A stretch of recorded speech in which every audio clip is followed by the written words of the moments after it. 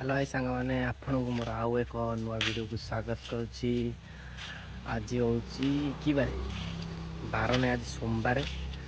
ତ ସାଙ୍ଗମାନେ କହିଲେ ଚାଲ ଯିବା ଗୋଟେ ଖାଇବାକୁ କେଉଁଠି ଗୋଟେ। ମୁଁ କହିଲି ଚାଲ ଯିବା ଖାଇଦେଇକି ଆସିବା। ଆଜି ତ ବାର ନାହିଁ, ସାଧା ଉପରେ ଆଇଟମ୍।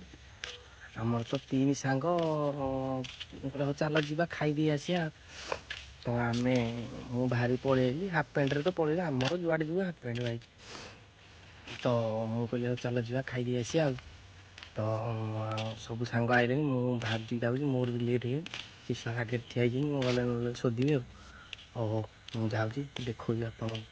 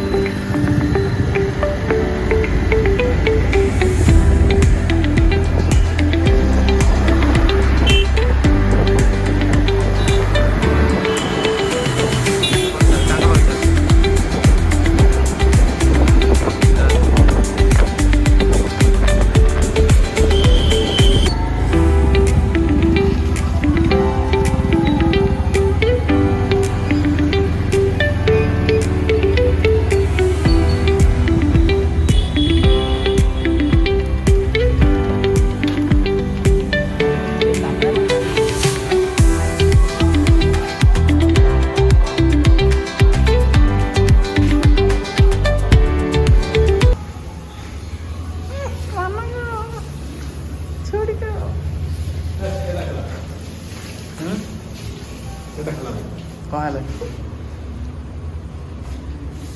ଟିକେ ହାଇ କରିଦିଅ।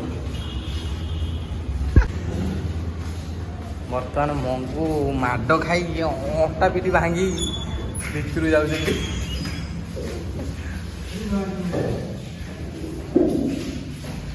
ଦେଖ ଗୋଟେ ପିଲା ୟୁଟ୍ୟୁବ ଚ୍ୟାନେଲରେ ବ୍ଲଗ୍ କରିବା ପାଇଁ କେମିତି ପାଗଳା ହେଉଛି ଦେଖ।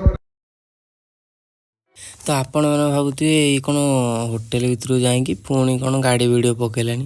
ଆକ୍ଚୁଆଲି ହେଲା କ'ଣ, ତା ପାଖରେ କିଛି ବି ସାଧା ଆଇଟମ୍ କିଛି ନାହିଁ। ଆଉ ଯେହେତୁ ଆଜି ସୋମବାର, ଆଉ କ'ଣ କରିବୁ? ଆମେ କହିଲୁ ଚାଲ ଯିବା ଅଲଗା ହୋଟେଲ କେଉଁଠି ଯିବା ଟିକେ ଖାଇଦେବା। ତ ଆମେ ଆସି ପହଞ୍ଚିଗଲୁ ଅତିଥି ଭୋଜନାଳୟ, ସେ ଫକୀରପଡ଼ା ପାଖରେ, କନ୍ଦରପୁର ଜଷ୍ଟ ଟିକେ ଆଗକୁ।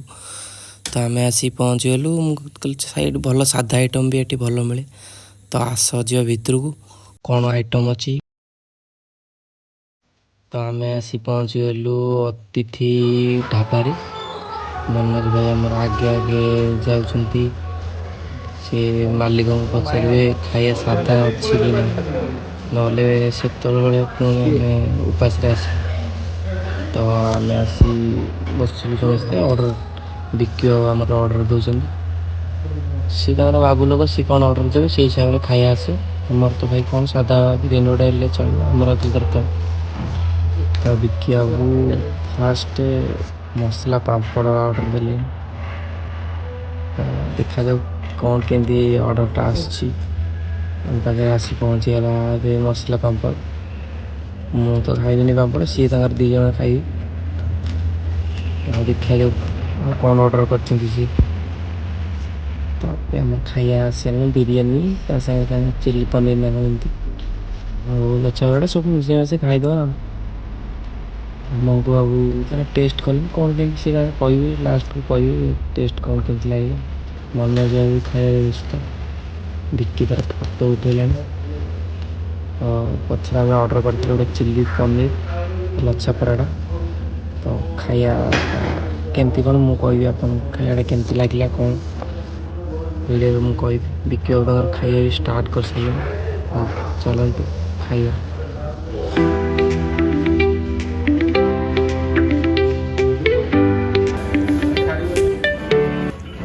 ଆମର ଖାଇବା ପିଇବା ସରିଗଲା। ବର୍ତ୍ତମାନ ଆମେ ଦେଖିବା କେତେ କ'ଣ ହେଇଛି, ବିଲ୍ଟା ପେମେଣ୍ଟ କରିଯିବା। ବିକି ବାବୁ ବିଲ୍ ପେମେଣ୍ଟ କଲେଣି।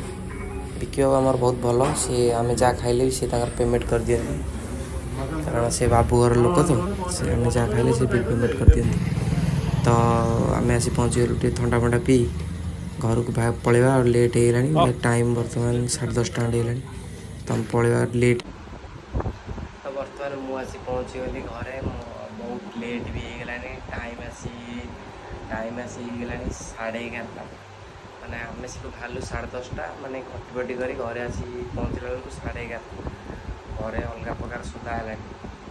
ତ ଭିଡ଼ିଓଟି ଆପଣମାନଙ୍କୁ କେମିତି ଲାଗିଲା କମେଣ୍ଟ କରିବେ, ଲାଇକ୍ କରିବେ, ସେୟାର କରିବେ, ସବସ୍କ୍ରାଇବ୍ କରିବେ। ତ ମୁଁ ଏତିକି କହୁଛି, ମୋ ଭିଡ଼ିଓଟାକୁ ଏଣ୍ଡ କରୁଛି। ଜୟ ଜଗନ୍ନାଥ।